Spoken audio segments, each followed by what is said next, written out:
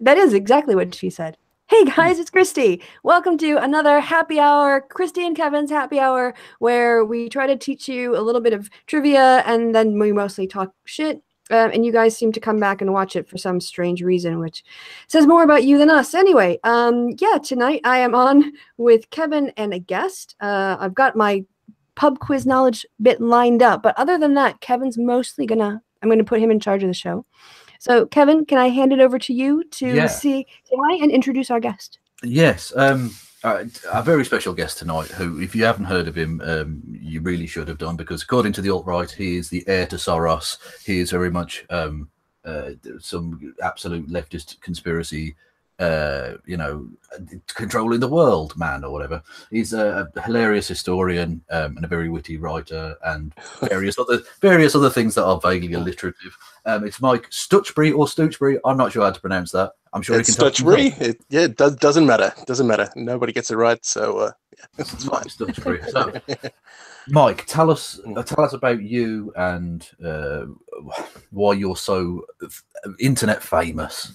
I don't know about internet famous, but last year, well, let me just preface this by saying that I have a deep and abiding hatred of the alt-right for various reasons that we'll probably get into over the course of the time that we're having a conversation. But last year, when I think I was in a period of working from home, and I happened to see a tweet by Paul Joseph Watson, otherwise known as Prison Planet, on Twitter, and he was talking about there being no black Romans in the north of England at the time, and this was one of the few things that this was something that I could definitely, absolutely, positively talk with some authority about. So I happened to talk shit at him for a while, and peppered with a few get fucks, and for some reason it became very popular and went viral, and all of a sudden it was a thing, and that turned into basically looking at the sort of stuff that these guys were talking about history on the alt-right, and how they were using it and how they were sort of weaponizing it for various purposes, and it sort of snowballed from there, and now I'm literally Hitler. Yes, I mean that was the incident that brought you to my attention, because for those who don't know, it's about Roman Britain being multicultural, and Paul Joseph Watson, as subscribers to both my and Kristi's channels will know, he just blathered on, assuming he knew something about the fact, and he didn't, and you were sensational in terms of slapping him down, really, and that's the beauty of it. It's having the facts and being able to depone him and various other people brilliantly. Because I mean, today I noticed you were taking on a small fry such as the Julian Assange and Russia Today, which I thought was quite yes. I was quite surprised to see them actually respond with the. I had another life as a teacher, and at one stage I made the mistake of writing a blog post in which I was talking about bullying, and I called it "I'm banning banter," and that gave me some small degree of notoriety. But Russian Today obviously had sort of picked that up and had said that it was, I was talking to them and I was making a joke saying that they've got their own shit version of BuzzFeed now, and they just said it was just banter. So I thought that was pretty funny. that is pretty funny, because you think to yourself, well, aren't you supposed to be news, at least in theory? That's very peculiar that they would have, like you say, it's a kind of it's a shit BuzzFeed. It's brilliant and cool. It's so obviously propaganda, because everything is the Russians are perfect in every way. It's all very very amusing. So how, other than Paul Joseph Watson, what got you inspired or interested in taking on the alt-right? That's a good question. For a long time, I was a history teacher for about 15 years in Australia, and then I was in Germany for a few years, and then I came over here. And one thing that's really interesting is that there's a big difference in the way that history is taught in Australia, considering our colonial history and things that went on there, And in Germany, obviously, with the period 1939 or 1933 to 1945, they What went on there then? Did something happen in Germany? yeah, That I've not heard something about? good. Yeah, I'm not sure, but they don't seem very keen to talk about it. And yeah, then you know, teaching history over here, there's all sorts of history wars going on. And during that time, I mean, I've always been a bit of a pinko lefty shit stirrer, and during that time, I just started to notice that, you know, stuff that I'd been, you know, teaching kids, um, you know, about the Middle Ages and about various aspects. Um, they started to appear in stuff put out by Britain First, and who else is there? Oh, there's the Knights Templar, who are kind of like a sub EDL group, and you know, they sort of talk about, you know, the Knights Templar defending Europe, and you know, I happen to know that most of the, you know, sort of from my teaching, I sort of understood that most of the things that they were talking about were bullshit.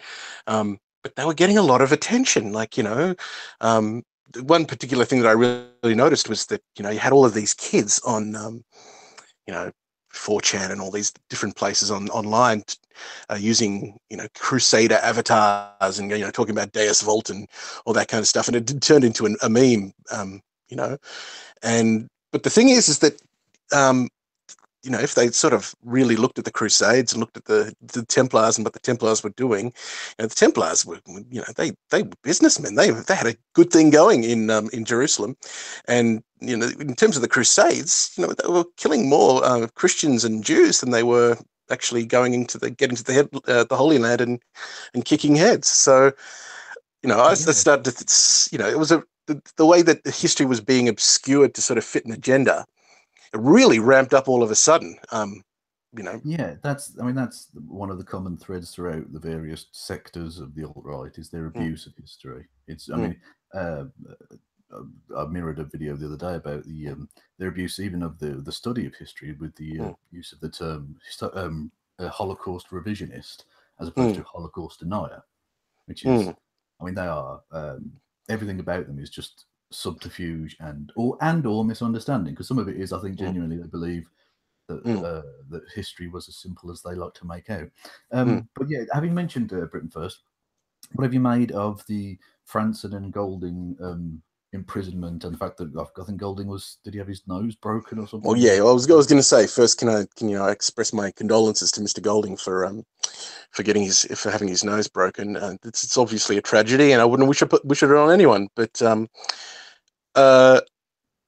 well, Britain First, they've had a bit of a history of. I mean, obviously, I'm not British. Well, I'm a British citizen, but you know, I haven't got the accent. I was born in Australia and spent most of my life there, but I've come to Luton, you know, in about it was 3 or 4 years ago. I can't remember. Anyway, at some stage in the past, I came to Luton, and as you may be aware, Luton is very multicultural and it has a substantial Muslim population.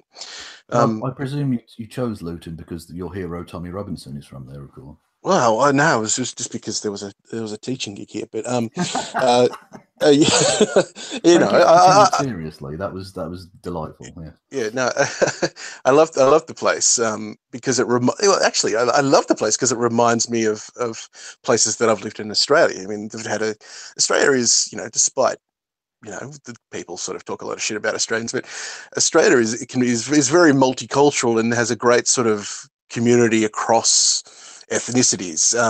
It reminded me of places I'd lived in Melbourne, so I became very fond of it very quickly. But then you've got these two jokers, Paul and Jada, coming in and basically.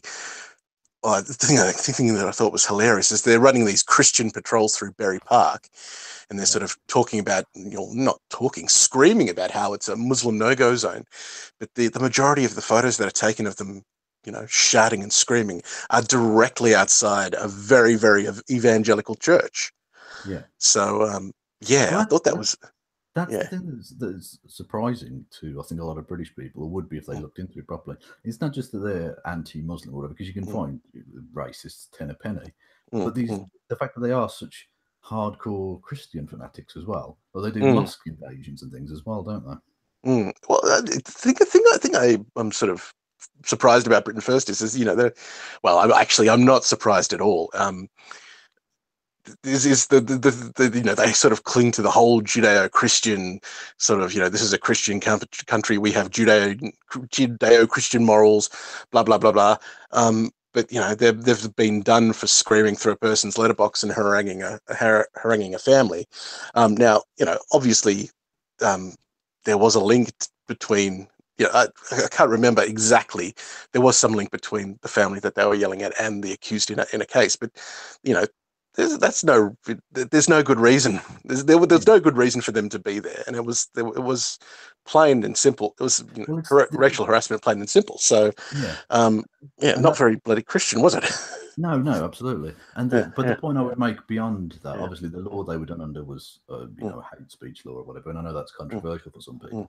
But the thing to bear in mind is you really oughtn't feel, even if you're against that kind of law, you shouldn't feel sorry for these individuals, because the thing they did was essentially tampering with the defendants and witnesses in a trial. Three, and they were convicted in the end of 3 child rapists, and they endangered that court case. That court case could have been ruled unsafe on the basis that they've been tampered with. Yeah, absolutely. Yeah. So you could have seen 3 child rapists walk free because of the political stunt done by religious bigots. I mean, I don't feel sorry for a second for these. But even if you're dead against the hate speech laws, and I understand they're controversial, these people are self-aggrandizing, hateful pricks at best.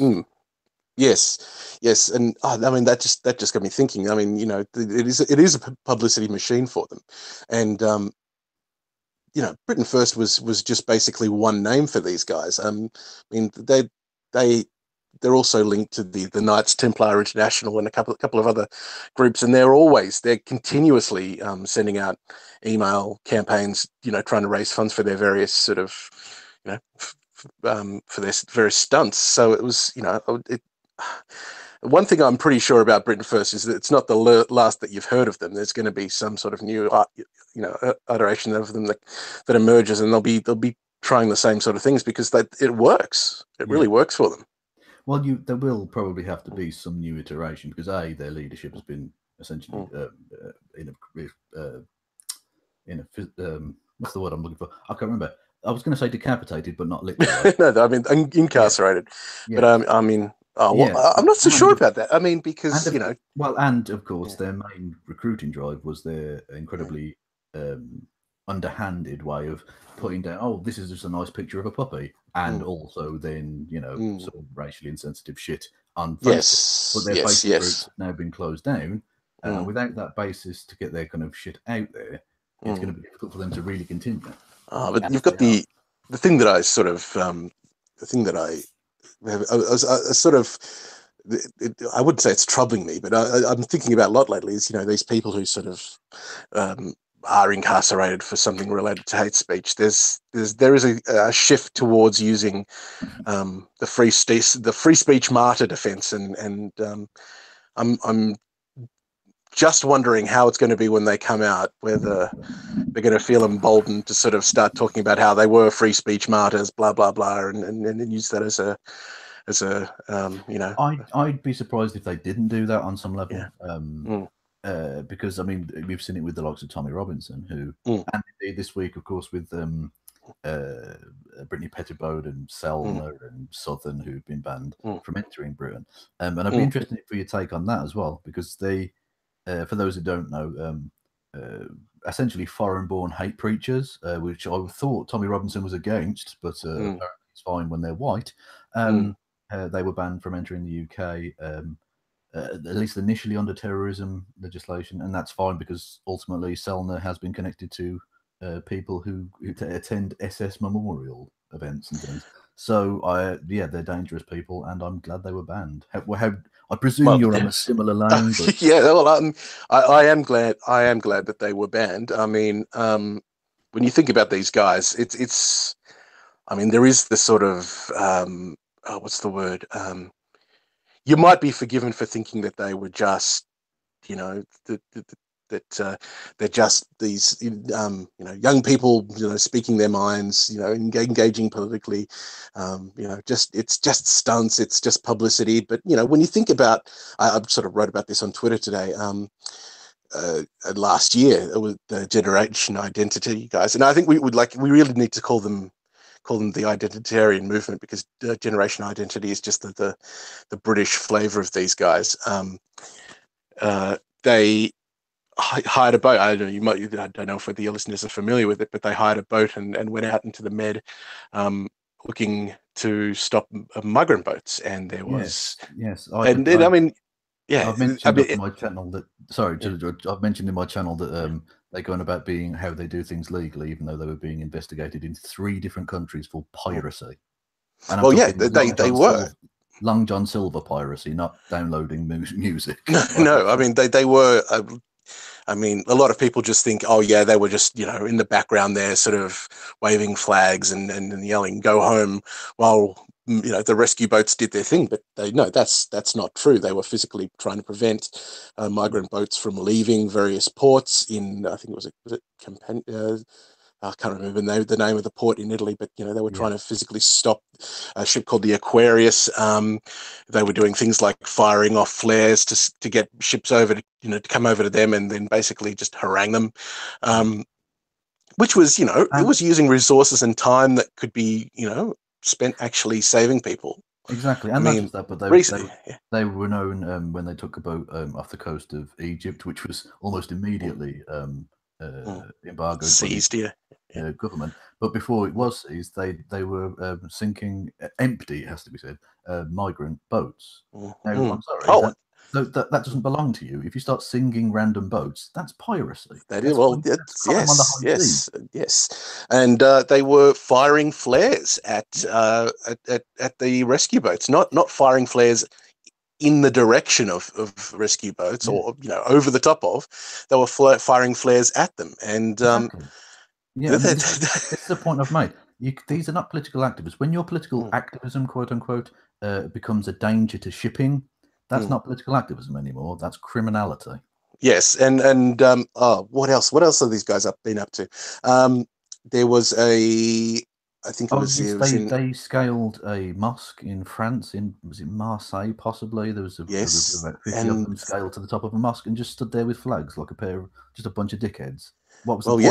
Okay. There was that, and there was also I was just reading the court transcripts of this the other day.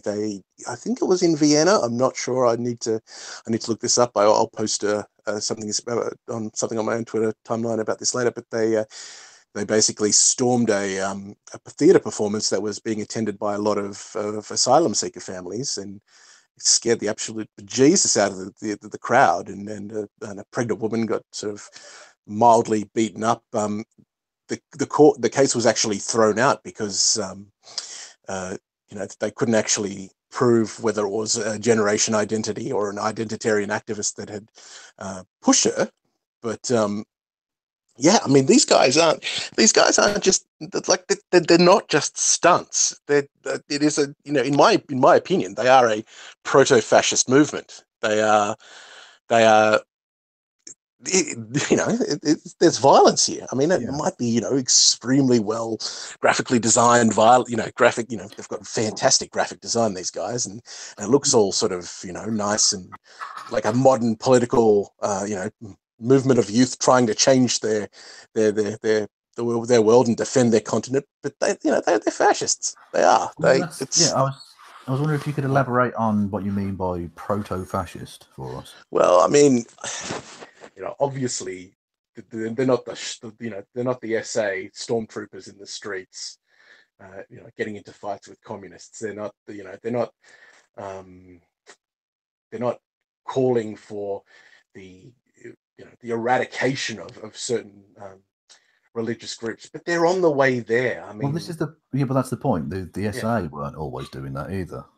But they still got the opportunity to. They did. Well, I mean, let me just, you know, proto-fascist. I'm trying to find the words here, which is stupid because I'm a writer. But you know, they're fascists. They're fascists. They give them more power, give them more resources, and I'm sure that it would not just be, oh, you know, Muslims aren't fitting into our culture, that they're not, you know, they're not integrating. I'm sure that there is a raft of other policies behind them that is that would come out. And exactly. I mean, there was this I mean, and they talk about, oh, we just don't want them here. We just don't want them in our space. Sorry. You go on. I was just going to jump in to say that one way. Oh, you've gone Dalek. Okay, I'll F5 and come back. Yeah. So yeah, please do. Go ahead. Yeah. But whilst Kristi awaits, a typical woman can't do anything, can she? Jesus fucking Christ. That's a joke, by the way, for anyone new. Any of Mike's listeners, it's a little joke we've got. Where I pretend to be a sexist. Anyway. Which is fine. Apparently, YouTube are fine with that, and I'm sure we'll get into that in a bit. Anyway, yes. In terms of proto-fascism, I think the difference would be that they essentially claim to want to do things peacefully now. But like you say, given them the resources and the power, they would soon start putting the likes of me and you and the Jewish people and Muslims and whoever onto the cattle trucks. Yes, and I mean, I don't know whether you saw the Insight documentary last year, but there are recordings of Selma, talking about the Jewish question and then comparing it. So they had the Jewish question in the 30s. Now we've got the Muslim question. Now, if that's not going to make the hairs on the back of your neck stand up, I don't know what is. I mean, that is. Yeah, exactly. That should be a big red flag for anyone with. I'm reading a fantastic book at the moment called 1924, which is about the year that Hitler spent in Landsberg prison, and sort of talking about how before he couldn't organize a piss up in a brewery, and he was all over the place, and how the year in prison and the way that he was able to sort of play his support, well, not play his supporters, his supporters were completely bought into it, but they got direction. It was during that time that he was starting to think about more about the iconography of the party, the way that they would appear, the things that they would say, and that sort of time spent in prison was essentially basically a huge incubator for what was going to come. And I see these guys going away and having their little meetings in the countryside, and you sort of hear reports about the groups of identitarians coming together for their little summits, and you can't help but think that they're sort of talking about a time when they've got more support and more for what kinds of things they're going to do. I mean, I that might sound a little bit conspiracy theory-ish, but history goes to show that these things happen. Is my sound better now? Yes, much better. Yes, you are. All right, if I could, on the topic of the proto-fascist, one of the common objections people say will give on places like Twitter is that they're not fascist because fascism ended, the Nazis ended in the 20th century. But what it seems to me is that it's reconstituting itself into a 21st century proto-fascism. So we don't know what 21st century fascism in power would look like, because at least, in the Western countries where we're having these fights, they haven't gained power yet. But those who are setting up the ideology, the framing, boundaries of what constitutes race now, it's very different what constitutes white in their discourse than the Aryan discourse, right? So I think when you said proto-fascist, that's the concept I had in my mind, just to put that. Well, it's a sort of mutated fascism, isn't it? It's kind of learned. It seems to me like an American fascism, because American whiteness is not defined by your geographic heritage, because everybody is from somewhere else, right? So it's not about the Germans versus the Poles or the Slavs. It's about white versus black. And that way it can be far more. And this is what Richard Spencer means when he says Europeans could learn a lot about this concept from Americans, in that we've transcended the typical national boundaries that define 20th century fascism. And 21st century fascism would be more defined on the category of race as they define it, in all its problematic ways. Absolutely, that's an absolute cracker of a point, and it's backed up by a lot of the guy, you can't call it anything else but propaganda. The identitarian propaganda that I've seen. I mean, there was a poster that I saw the other day of a Tommy and a German soldier during World War One. And at the bottom it says, "Next time we'll be fighting together." And then you sort of get all of these posters and T-shirts and shit that say Europa Invictus, and it's all about. It's basically saying that the whites together against the people from outside, the Arabs and the blacks and all that kind of thing. So it really is sort of like like you said, it's cross boundaries, cross borders. It's pretty much, it's more race war than nationalist uprising. Why exactly? Very And much so.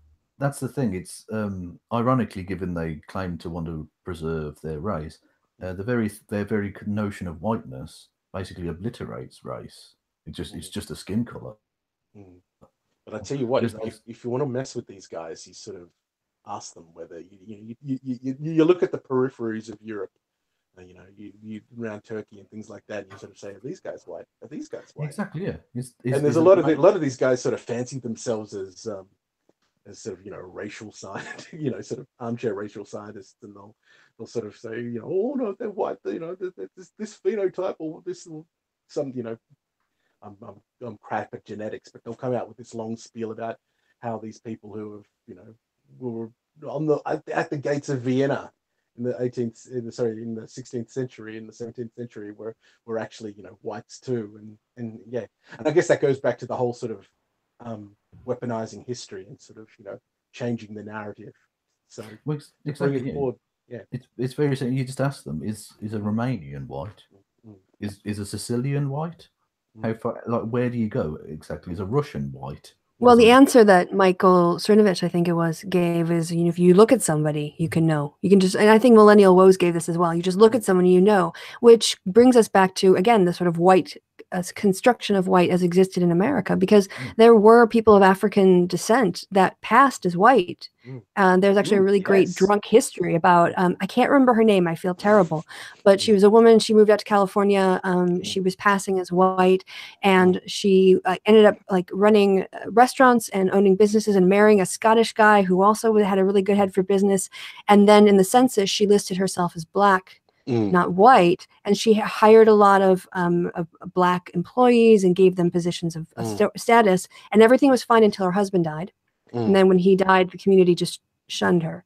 But yeah, I mean, so if we're going to go by what you look like, well, then they are going to have to devolve into genetics, because again, the argument, the logical loops that they tie themselves into to sort of classify someone or to bring someone into the fold as white are sort of quite astonishing. I mean, obviously, both the left and their right have their various ways of, or their sort of rhetorical tools to sort of bog down people in conversation. This is a big one on the right that I find, it's easy to mess with the right in this way, is to sort of say, to play this game. Are they white? Are they white?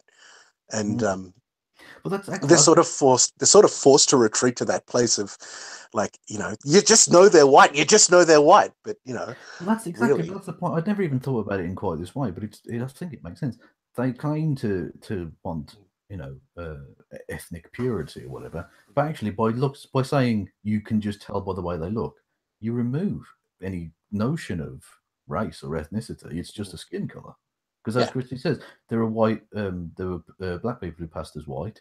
There are, I mean, they've said they hate Muslims and Muslims wouldn't be allowed in the white ethno state, but there are white Muslims. Oh yes, they're not just converts. Like there are ethnic Muslims within Armenia and different places like that. Yeah. There are some substantial communities, and they share. They share 100% of the culture with their Christian neighbors. It's an amazing thing, and it's just funny because a lot of these guys, a lot of the millions of trolls that I sort of come across each day they've sort of obviously have come across. I don't know where these things are. I presume 4chan and other forums and things like that. They've had the sort of information about that these people are actually white because this and this, and that this is what it constitutes whiteness, and the arguments the arguments sort of prefabricated is what I'm trying to say, and they're just repeating them ad nauseum, which goes back to this whole rewriting of history or reframing of history, using history as a weapon, and along with science as well. it sort of goes back to that sort of whole dark enlightenment sort of movement that they were sort of talking about a few years back. Yeah, it is. Their abuse of science is fascinating, because essentially all of racialism, if you want to call it, or the history of racialism, is always dependent on trying to get in scientific racialism. Under some guys, they call it now human biodiversity, which is an actual scientific principle that they've tried to hijack the name of, to try and essentially sneak in, oh, well, white people are better.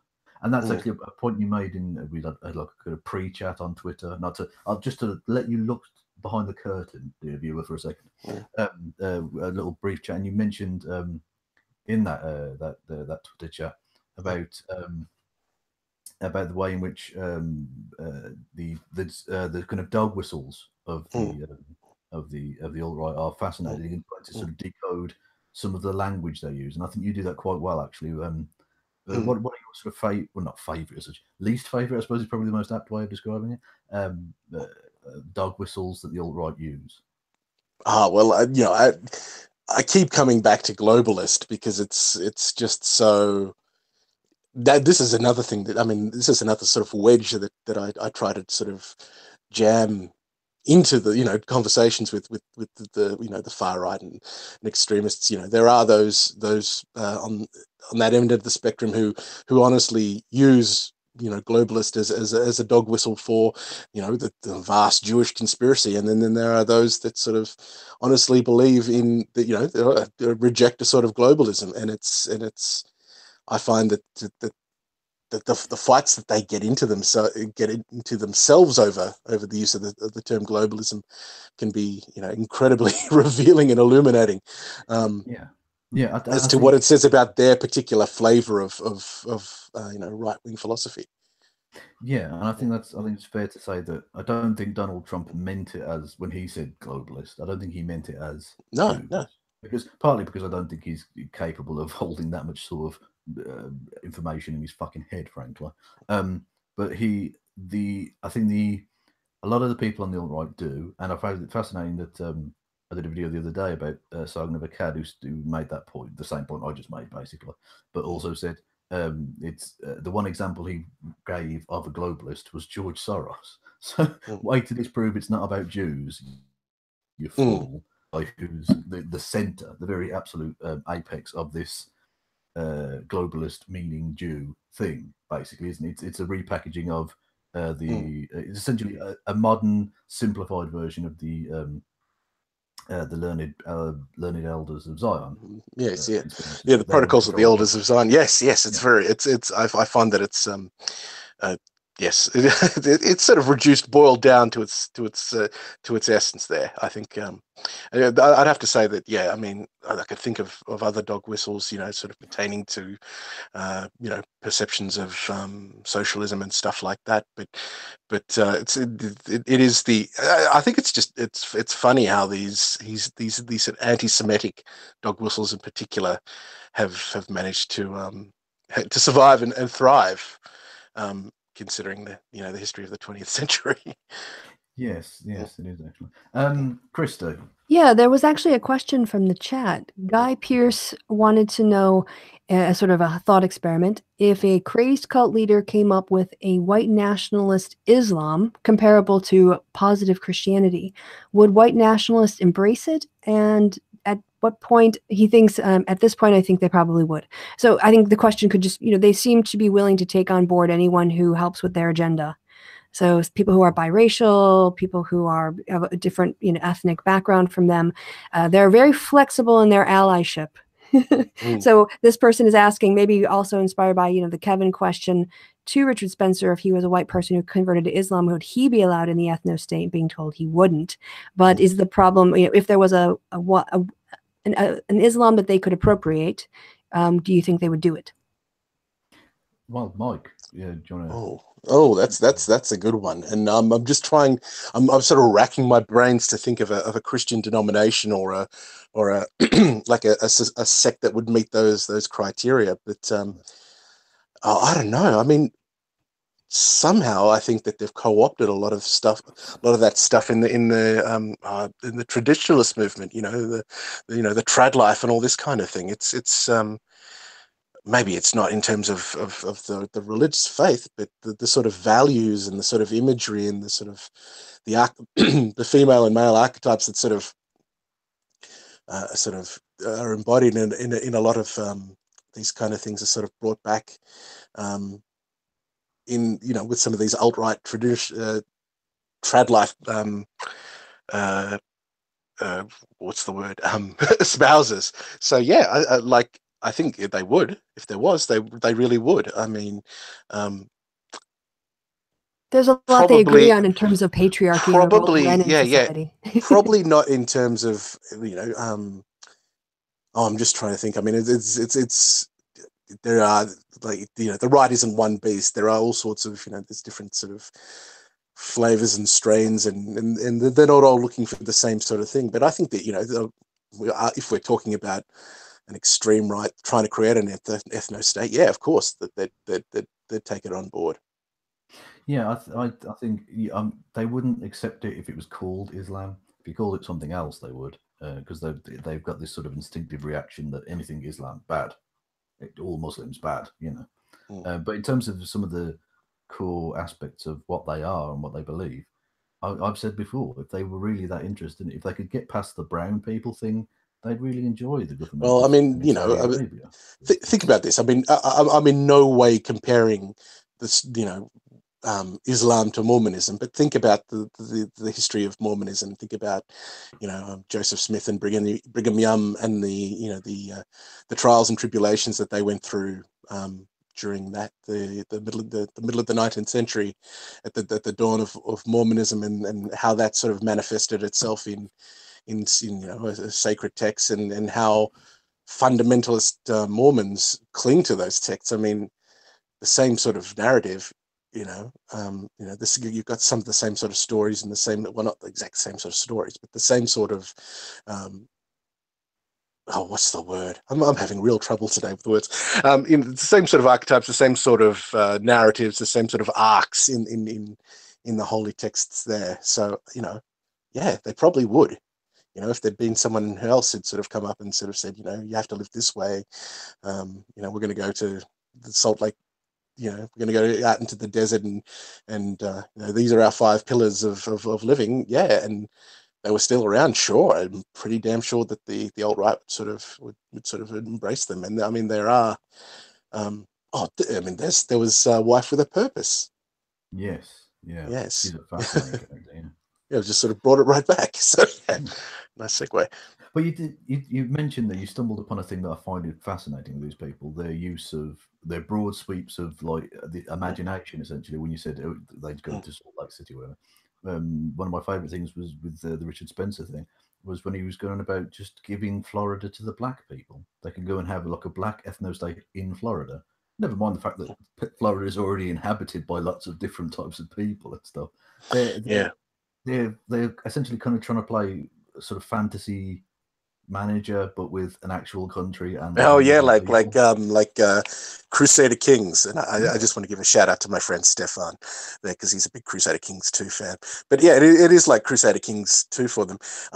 Going back to Spencer, the thing that somebody emailed me a few weeks ago, I can't remember their name, but I'm just saying hello to them because they're probably listening. They said that they were talking, Spencer was going to come. No, that's right. Spencer was going to come to Michigan and talk at the university, and she didn't get in, but she was going to challenge him by talking about the notion of non-violent ethnic cleansing, or peaceful ethnic cleansing. Mm-hmm. And somebody challenged him and asked him, what do you consider peaceful ethnic cleansing? And he was talking about the expulsion of ethnic Germans from Silesia and Danzig and those sort of areas immediately after the First World War. And he was saying, they just packed up their stuff and went back to Germany. And yeah, sure, they did in huge numbers, but it wasn't free of violence. There was, people were literally sort of, kicked out of their houses and in cases burned down, and, people were hurt, people were beaten up, people were killed. Yeah. And he seems to sort of think that he can just sort of say, yeah, okay, this is how it happened back then. We can do the same sort of thing. No, there is no such thing as peaceful ethnic cleansing, and to sort of suggest that it is, shows a profound misunderstanding of history and how these things work. Exactly. It's not a misunderstanding. It's a purposeful, as we discussed earlier. I think it's a purposeful I'm not, twisting. to be honest with Spencer, I'm not sure. No, I think he's clever enough that he knows that the idea of peaceful ethnic cleansing is nonsense, as can be shown by every example of any attempt at ethnic cleansing. Name me one that was peaceful. You can't. It's not possible, because ultimately, as we've seen with, I mean, the ultimate example being, of course, the Holocaust, the conditions beforehand were made so terrible for Jewish people that essentially the German government were hoping they'd all just fucking leave, because obviously they didn't want to have to pour the resources into, killing them. They didn't care about killing them. They just didn't want to have to waste the money, I suppose. The way waste the bullets, yeah. But even then, they would, all their property was taken. They were put into ghetto. They were everything, absolutely awful. Yet lots of them decided to stay, and that's always the case. People want to stay where they're from, by and large. Yeah, people have ties. People's ties to the land are often more stronger than any national, or any national ties. So exactly, yeah. especially in that corner of Europe, especially when you're talking about people in areas of Silesia, Central Europe. They've been fought over so much that the notion of statehood can often just go. It does often go out the window. People are just tied to their farm, the valley in which they live, the towns in which they're sort of hanging around. So to sort of suggest that it's, it was probably, in my mind, it was a terrible example. Yeah, exactly. Yeah. Yes. Even in the modern world, where you've got more mobility and all the rest of it, Germans will describe themselves as Bavarians or whatever. It's the people, that kind of regionalism hasn't gone away at all. And people, regardless of whether you want to say, well, we'll pay them money to leave. Well, some of them still won't fucking leave. And ultimately, you always you back them into the corner, and they eventually have to say, well, maybe we'll have to use some force on them. No, you will have to use force on them, because you always have had to. Well, that's another interesting point, and that was something I was going to bring up at some stage. Is that is a rhetorical technique amongst the right that comes back again and again and again. And I think far more than I've seen in the left, and in sort of dealing with far left movements, is that sort of slow creep, or rhetorical creep. They love to talk about the Overton window and how the sort of, what's acceptable has been drawn over to their end. But it's funny how I'm sort of talking to these, guys throughout the day, and they'll start out very reasonable, and they'll be very friendly, and they'll sort of, they'll throw out things that you agree with, and that you'd be stupid not to agree with, and then slowly they'll bring it over, and that's sort of it's a form of rhetorical gaslighting. You're sort of wondering whether yes, it's rhetorical gaslighting, and you're sort of wondering, am I an idiot for sort of holding out on this particular point? Yeah. And it does take you sometimes to sort of slap yourself in the face and say, no, seriously, Well, they do. It is sort of thin end of the wedge with these people, that if they can get a little bit in, they'll just try and drive it home. Like you say, they'll start off with something really simple, like, white people deserve to exist, don't they? Well, yeah, obviously, no one's going to fucking deny that, unless you're some crazy psychopath or something. And then they'll go, well, yeah, but white people deserve, like, safety in their communities. And then it goes from there to the point where, well, I'm not sure that Jews are white, so maybe we should put them in camps or something. It always ends up going down that path, because these people, that's ultimately, for all of the nice words and all the rest of it, we know where this leads. Humanity. If I could, sorry, if I could jump in on that. There's also, it's unstated, but I think it's important to state it explicitly, this assumption that, they are going to get to stay in the United States. Their ideology isn't, oh, let's find some island somewhere and all move there. Yeah. Not going to Madagascar or something. Right. There's no white Liberia plan. There's nothing like that. What they want to say is, okay, no, this we are immigrants, but now we just want to take over the United States. That's what we want. And that's always talked about, sort of like the ethno-state is assumed to be the United States. And they don't have to justify, why aren't you just pissing off then? Why isn't your goal for your ethnostate to go create your ideal society rather than taking over a government? It's they're playing the conqueror's game again. Just it's a bit of land. Doesn't matter if people live there or whatever. Yeah, we'll take this. We'll just take this massive chunk of land. Whatever. It's like the Handmaid's Tale DLC. Yeah, exactly. Yeah. They can just carve up the land. It doesn't matter because in a video game you can do that, and these people exist in this crazed world And where that they think it's possible. I think a really important point is that a lot of the people that, Spencer and these outright guys and, with their internet culture is appealing to, that's what they understand. They understand. They've sort of grown up with these sort of RTSs and strategy games and carving up a place. I mean, it sounds a little bit silly, but when you think about it, the notion of this is what we've got and this is what we'd like to turn it into. Sort of fits that strategic sort of video game mindset that a lot of these kids have grown up with. So it's uncomplicated, and I'm not saying across the board, of course. Hashtag not all Nazis, but a lot of them are not the most incredibly intelligent or educated of people, and it's a very simple way of explaining to them in a way, like you say, they understand. They understand the very basic dynamics of, well, we can just take this massive chunk of land. The practicalities of that are just ridiculously complicated, and it's impossible. Well, another example of that is this, and it's been coming up a lot with me recently. Is that we'll be? I was talking about this today in relation to Pettibone and Selner being denied, and I was sort of talking about, I can't remember what the specific legislation I was referring to, but I was saying, this is voted for by your representatives in Parliament. You send those representatives to Parliament. You make that choice. They're there to do the sort of arguing for you. And these guys are sort of saying, well, democracy is obviously failing. We need, it was kid after kid after kid, because they all seem to be kids. Was sort of saying, democracy, we need something else. And okay, yeah, cool. All right. We find something better. What are you going to find? What's it going to be? Have you thought about it?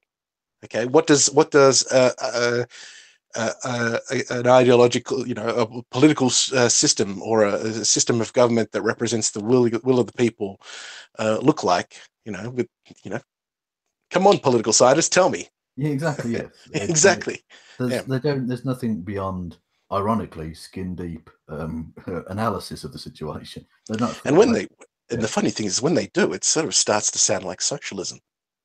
Yeah, exactly. It does a bit. Well, wasn't it Spencer who was talking about the sort of guardian class who would be sort of bred to run everything so that people could get on with, being their slaves while they ran everything? Sounds like a technocracy. Yeah, he's talking about there being a class of people who were born to rule. I mean, he's talking about some sort of medieval monarchy or something. Well, he's talking, you know what it sounds like? It sounds like, Plato's Republic, with the philosopher kings. Yeah, exactly. Yeah. But they're not exactly, they're not exactly philosophizing all day. They're just sitting back, drinking sweet tea and, being white. Being white. Being white, being right. Watching Man in the High Castle, whatever. I don't know.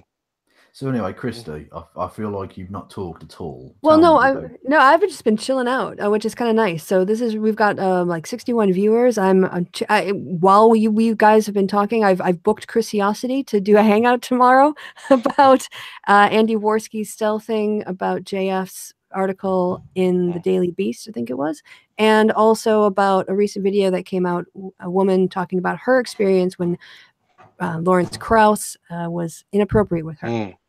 So that was exciting. Can I barge in on that? Because that sounds interesting. Or is it a WOMs only event? I guess we'll have to ask the other WOM. So we'll see. Okay. Well. I don't think she'd have any objections. Also, Michael Rowlands is in the hangout. I don't know if he's got time, but maybe later, because we had talked about flagging stuff, so we could get to that. But I think people are enjoying the chat you guys are having. So depending on how much time you have, Kevin, because we started at 9 and it's been about an hour, but I have a feeling we might have an after bar tonight and go a bit longer. I've got no other questions or anything. We were just chatting, so I mean, okay. You can talk about flagging or whatever if you want to. Yeah, I was thinking, of course, now I've got background noise. I was thinking about asking Michael if he wanted to jump into the Hangout. If Oh, you are okay no. with that. Oh, okay. Yeah, yeah. Is all right. Well, let's see, because it's a lagged thing, so I see him in the comments. But if you guys, I'm trying to think. While we were doing that, we didn't have a chance to do the pub quiz training, and we've got two British citizens on, so it's a bit of a quiz for you guys.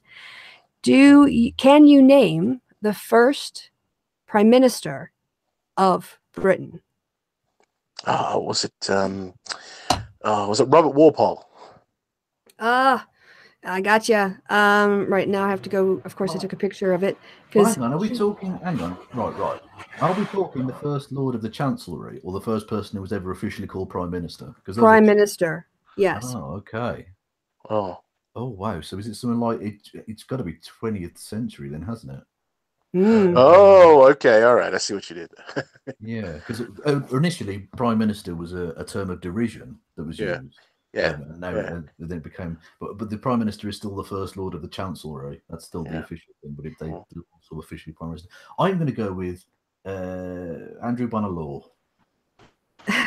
Right. Well, reading from Wikipedia, which of course is the most reliable source in the world, actually, it's quite good.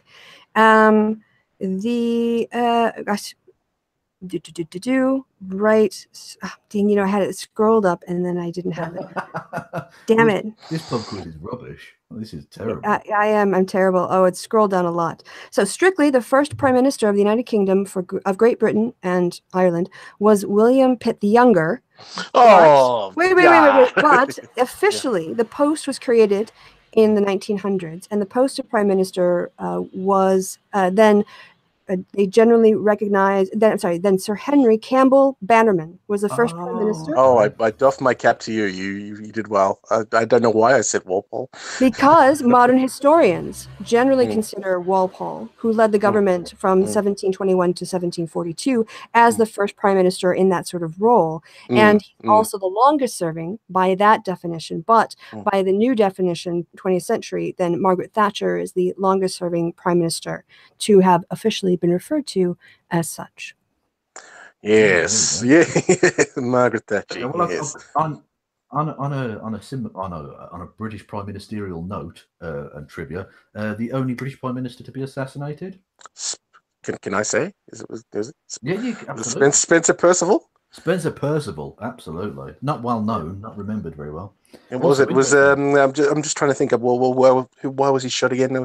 Just it was somebody who thought he was being just something about gambling debts and I can't remember. Anyway, it was something like that. And two reasons why it's possibly the most British of assassinations ever. Firstly, the assassin didn't try to escape. He didn't do a kind of escape act. He just went and sat down exactly where he was before he shot him, which is a brilliant. He just waited for the police to come and politely arrest him. And the post-mortem was done in a pub. Oh, that was that. Yes, that was a fairly common thing actually. It was to take a person a deceased person and sort of basically take them to a bar, clear the bar, and put them on the do the thing right there. So at the time of Downing Street, and he was taken there. And that's where they did the post-mortem on him. So there we go, delightfully British assassination for you. Anyway, is Michael arriving? And by the way, Michael, oh God, there's two Michaels I'm talking about now. Mr. Stuch, the Stuchmeister. If you don't have to stay around for that if you don't want to, because it might be a bit boring and a bit YouTube drama-y, but you can absolutely if you wish. Okay. We're going to be talking about the alt-right have flagged my channel. I've got 2 strikes, so I've had to, and I should address the audience. I've privated all of my videos on my channel because I've got 2 strikes, and a 3rd strike would take the channel down.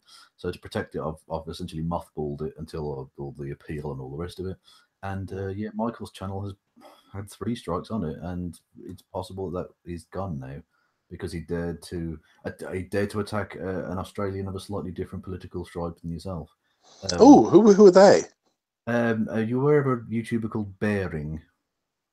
I've heard the name. Yes, Yeah. but, no, I'm not as familiar with the world of Australian alt-right YouTubers Well, as I'd like to be.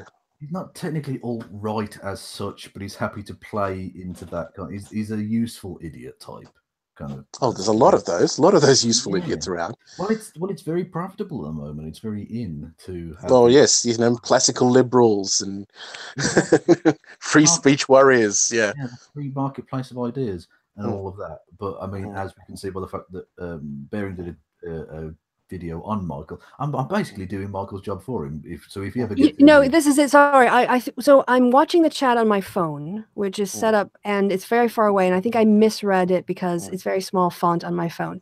So I think we can just be wistfully longing for Michael, and you can go ahead and speak for him on this case, because I think that that was well, my if I can speak on behalf of Michael, I'll just say, yes, please do. hello, I'm Michael Rowlands. I'm a rubbish guest on the Happy Hour. I'm glad they improved this time. God almighty. Last time I sucked. Remember all the noise that was going on every time I get on air? Being fucking harassed by Birds, moms making coffee, traffic going by. Harassed by budgies from the other side of the world. It's ridiculous. What kind of scenario is this?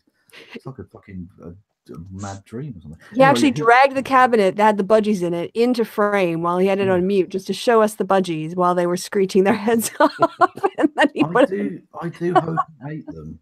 Because they're so anyway, tasty. Butter and garlic. Yes, he did a video about Bering, and Bering responded, and within a week, Bering's fans had flagged down 3 of his videos.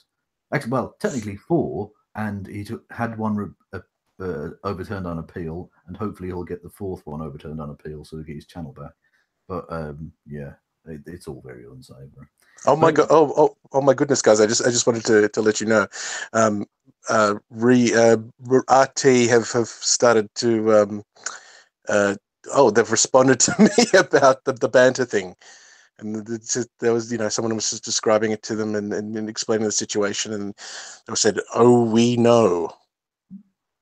Oh, what does that mean? That's quite menacing. I don't know. Were they new and they printed it incorrectly anyway? Is that what that means? Oh no! They happen to know about the situation that I was talking about before with the whole banter thing, and so they said, "Oh, we know about that situation." So yes, I mean, yes, I'm probably on a list somewhere now. Yeah, well, exactly. When Vlad the Impaler comes into the West, yeah, I think me and you are fucked, frankly. Oh, well, do you guys want to talk about this? Because I've linked this before. Putin's support of white supremacy in the United States and his recent comments about maybe the Jews were behind the election meddling. Oh my goodness, yes. Yeah, I mean, there's an active, like proto-fascist sort of on this racial lines. Putin finds it very convenient to use these divisions in the West to destabilize us and to paralyze us through. He's a racist prick himself, of course, but I don't think he's like necessarily an ethno-nationalist or whatever. It's just no, he's hijacking. Yeah. He's hijacking the increased support and belief. How do I put this without being offensive? So I have to say that a lot. He's sort of weaponizing the Russian Orthodoxy's liturgy that still talks about the Jews being responsible for the death of Jesus as a major as a major tool in bringing these things. I mean, because I don't know if you guys read this, but the Patriarch of the Orthodox Church is currently on the panel of an inquiry to see whether the Russian royal family were actually the victims of ritual murder. Oh wow! Yeah, look it up. It's crazy. But I think, I mean, obviously that's not something that's playing overseas, but at home, he's definitely sort of bringing in not only far right political extremists, but far right religious zealots to sort of to consolidate his support at home. Yeah, if you know what I'm saying. They are. He's only really playing to his internal audience. He doesn't really care outside. And he's just doing what he can to destabilize the West in whatever way he can. And externally, he presents himself as like white Christian nation to white supremacists who are white Christians and saying, hey, we can join forces against Islam, right? And protect the West and protect Christian, And it's interesting how Judeo-Christian much norms. stuff I've seen recently where it's been sort of articles about talking about Vladimir Putin and his, talking about, oh, this is how he found Christ. This is, this is his confessor. We're having his confessor talk at our mega church, etc. So it's sort of, you do sort of see that sort of rehabilitation of him as a warrior for God. So it's, I mean, I've found that quite surprising considering some of the things that his administration has been up to. Yeah, for a bit of context, though, in terms of, like you say, the Russian Orthodox Church still blaming the Jews for the crime of deicide, as killing God or killing Christ. It was only, I think, was it 2004 that the Catholic Church absolved the Jewish people, and not just the Jewish people at the time, all Jewish people ever, of the crime of deicide. So very, very recently. So it's not just like, oh, the crazy Russians, these Eastern types. Like it's Christianity of all stripes has had a really nasty is it blood rivalry or whatever it's called? Well, there's the blood libel, which is the belief, that the Jewish people use, or at a certain time, such as Passover, use the blood of Christian children to create, various. I think it was like a wafer or something like that. And I mean, this is interesting because, I mean, if you're listening to this on Friday, the 16th of March, it's the anniversary of a pogrom in New York where 150 Jewish people basically locked themselves in Clifford's Tower and committed suicide and set fire to the castle rather than be killed by a mob who were had been basically telling those stories about them. Oh, wow.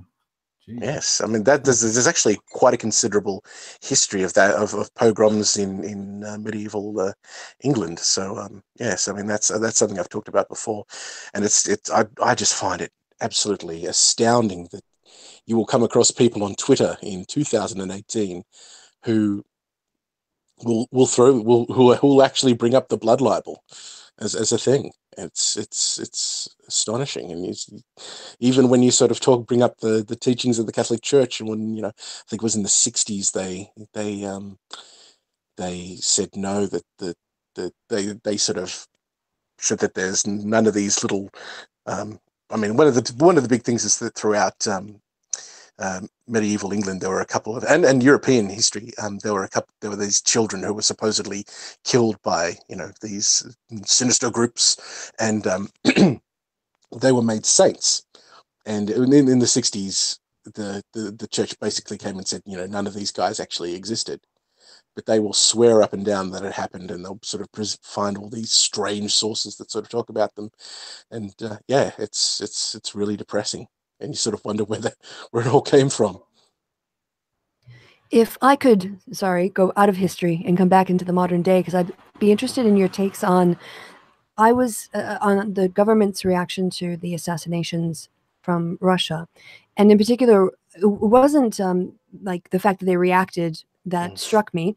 We also had this about a decade ago, or was it the guy who was poisoned with radiation who ended up dying? I can't say his name. Right. Yeah. What surprised me was that the government referred to it as a chemical weapons attack or a chemical attack, and that really changes the nature of it. And I wanted your impressions of that as residents of the country. Yeah, yes, it's I mean, I'm trying to think about. I was thinking about this earlier today because I mean the current thinking as of this point in time is that the chemical weapon is thought to have been put in the daughter's luggage, not in England. So we're talking about the most recent one, not Litvinenko. Yeah. This what's his name? Sergei Skripal. Skripal, yeah. The Novichok, one of the Novichok family of nerve agents, sounds weird talking about like that. Was apparently put in the luggage in Russia during a recent trip. So yeah, I don't know what makes it different. I'm not sure. it does. I don't want to sound like a conspiracy theorist, but what makes this one different? Why didn't we have this with Litvinenko? Yeah, that's kind of my question. I mean, and maybe it was because in the first one, the weapon, the chemical was sort of put on a door handle, and it got on other people, and so other people had to be treated. And so, but calling it a chemical weapons attack in that way internationally, really does frame the discord between the countries differently. Well, yeah, words matter, don't they? And I think that I think I'm fairly sure that it's a deliberate. It's a deliberate thing that they're doing here in calling it a chemical weapons attack. Very much so. And I mean, it's a bad time to be Brexiting. The more I think about it, the more I start to sort of ask myself, what's changed? What's the difference here? And I mean, these things aren't new. The Russians' predilection for assassinating people has been around for a very long time. Their use of interesting weapons. Yeah, I think what's changed is the sheer overweight, the numbers involved. Because I mean, we've got another case here in Britain as well. Nikolai Volkov. The guy. Yeah.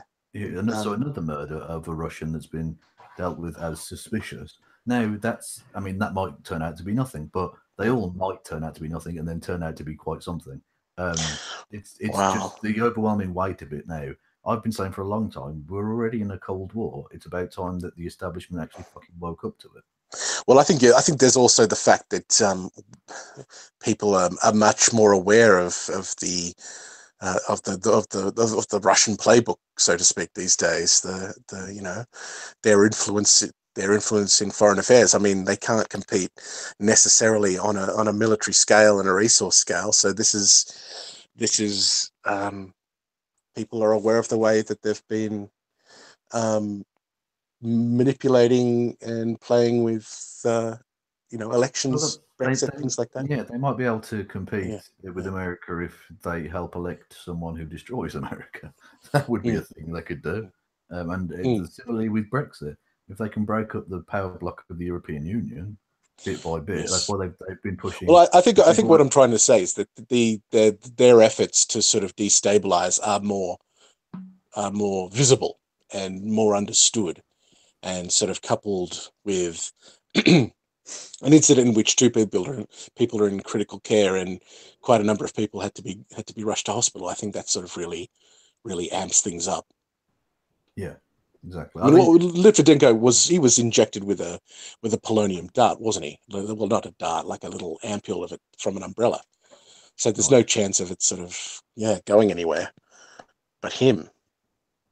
Yeah, that's the thing. I think the fact that innocent people were involved as well. Like, no one feels that sorry for like a Russian spy because they're seen sort of in popular culture as like, well, it's a Russian spy, whatever.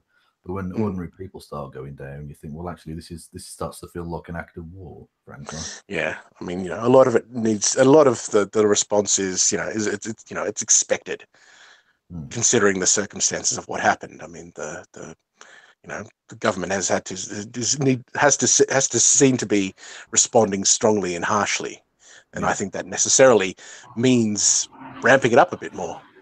Yeah. But that's the thing. It's not. Look, I don't want there to be. I don't want there to be war or even fucking bad hostility. But ultimately, that takes two to make that happen.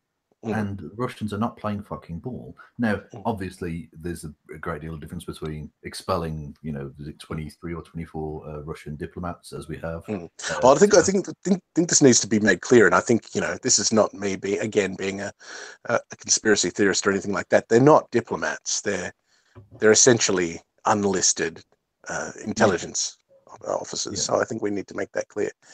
Yes, so I mean, it's not as severe as it sounds. No, but okay, let's just say 23 Russian nationals then. Have been expelled from the country, which in diplomatic terms is that's not without its merit. But I can't see that it's going to scare Putin in the slightest. What we actually need is a supposed fantastic fucking number one ally to actually impose the sanctions that they voted to fucking impose on Russia. and eventually we've been. I mean, it sounds harsh, but nothing else seems to work with them. Starve them back to the table because they're not interested at the moment because they know. Well, I think. Well, if I could on that, one, Trump finally implemented some sanctions that related to Russian election meddling, but a news report came out in the last day detailing Russian internet attacks on things like power stations or power plants in the United States. Funny going how back that all years. came out, yeah. Right. And so we have to also think like a Russian. Anybody can outwit an American was a phrase that came up in our international relations courses. Putin is thinking in decades. We are thinking in 4-year cycles. And he's playing the long game, and he has an agenda, and he wants to destabilize us so he can do things that he wants to do, build up his military, return Russia to its former glory. And so I think that we aren't taking this threat seriously enough. We are under attack. Our government in the United States is not responding. The Republicans are not likely to defend us in any meaningful way. The president certainly won't. And so, yeah, we have a real crisis of our democracy because of complicity due to partisanship and a really, really wily opponent. And I mean, today it was funny here in the UK. There was a trending topic. Putin hits back. I think it was. I can't remember the exact wording. It's all these funny things, all these funny reasons. It was funny. Putin punishes UK. Oh, that's right. Putin punishes UK, and a lot of it was very funny. But I think a lot of people aren't taking it quite as seriously as it could be. I mean, there are, you should start thinking about putting, things that you don't necessarily want to lose in terms of your data somewhere safe. And the RT was talking about this the other day. There was talking about the fact that they could turn off the gas at any, so I think, I can't remember what it was there. Well, it wasn't RT, it was another media. We're talking about another media outlet. We're talking about the fact that the gas could be turned off at any minute, and it would all be very cold, and all the problems that causes. And RT immediately came out with a story about how that had happened a couple of weeks before, and the Russians had sort of brought a tanker full of gas to the Britons. So yeah, I mean, it's. I think we need to take it a bit more seriously than we are. I mean, I don't want to sound like rabidly anti-Russian here, but there are ways in which they can mess with it. That's the thing. I'm not going to go down the line of like, oh, it's Reds under the bed or any of that sort of. Because I don't dislike Russian people in the slightest. I despise the Russian establishment because of what they're trying to do. But anyway, Kristi. Kristi, I've been listening. Sorry, I don't have anything to add to that one. Okay. Well, are we done then? I think so. We've gone way past our hour again, and I'm becoming very aware that we're not being strict enough with our times of late. We've done 2-hour episodes, and it's ridiculous. Well, we've also had guests, so you have to figure for pleasant conversation, it has to be exponentially, larger. True, but last time we had Roland's on, and we went. Well, we had to wait for him to stop talking. We had to wait for the birds. There were a lot of delays. So, no, this has been great. People in the chat have been fantastic. So hi to the chat. No, and they've been fucking simpletons as always. We got in our pub trivia. Want to thank Mike for coming on. I hope you had a nice time and a good chat. I hope you enjoyed fantastic. Thank you for having me. Yeah, all right, thanks for coming on, Mike. Let's let him plug himself. Where can people find you, Mike? If you are interested in following me and you've liked what I've had to say and you want to subscribe to my newsletter, I'm on Twitter at Mike Stuchbery, and Stuchbery is spelled Stuchbery. After that comes an underscore, and yes, I hope I can be entertaining, and follow for lots of historical trivia and yelling at Nazis. Or they can go to the description box where I put a link to your Twitter and Kevin's as well, since your channel is minimally operating right now. So I've already I actually managed because you yelled. I delayed last time, and so I was like, I'm going to be on top of it. So yeah, Yeah. Oh, see, you tied it back to the start of the show. That was what. So for the people, you came in at the end of the joke. I said something that could be taken in a rude way, and I said that's what she said. And now Kevin, at the end of the show, is doing a little callback. So nicely wrapped up there. Yeah, check back tomorrow, if possible. Christiosity, and perhaps Kevin and I will be talking about all the aforementioned subjects. All that's left to be said then is that. I've been Kristi, the chat's been awesome, Kevin's been awesome, Mike has been awesome. Goodbye from me and goodbye from Kevin and Mike. Say goodbye, you guys. Bye. Bye, guys. Have a good weekend. You did the joke. Bye. Yes.